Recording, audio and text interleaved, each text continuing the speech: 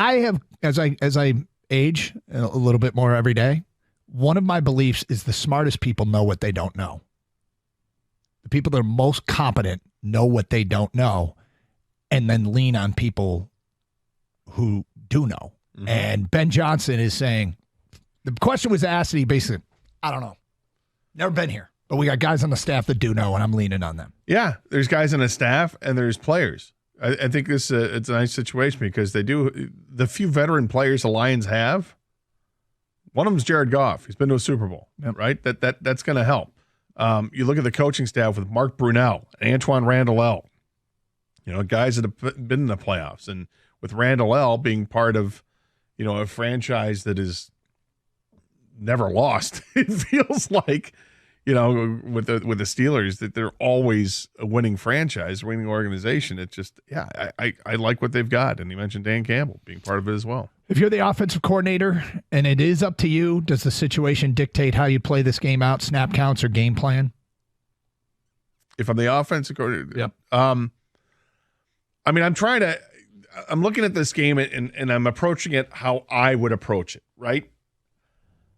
And I think that there's a very small chance that they're going to get this number 2 seed, right? Everything has to fall their way with having both Philadelphia and Dallas lose. I don't think it's likely.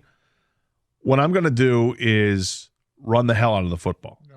I'm going to be very specific. I'm going to run it with both of the running. I'm going to bring you the third running back off the bench. I'm running it a ton. I'm going to throw it maybe 20 times in the game.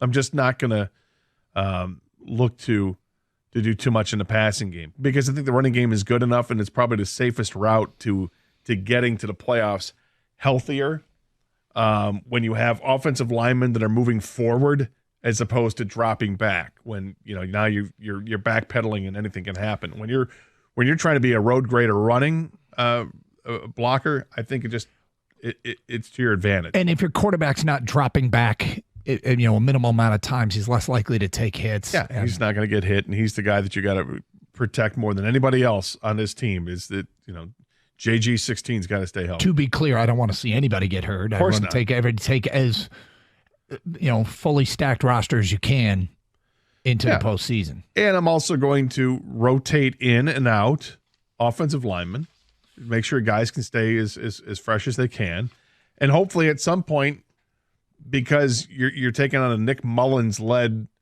Vikings team that doesn't have TJ Hawkinson, hopefully you can get a lead and then maybe you can really lean on this and just take some guys out that you don't have to worry about playing anymore.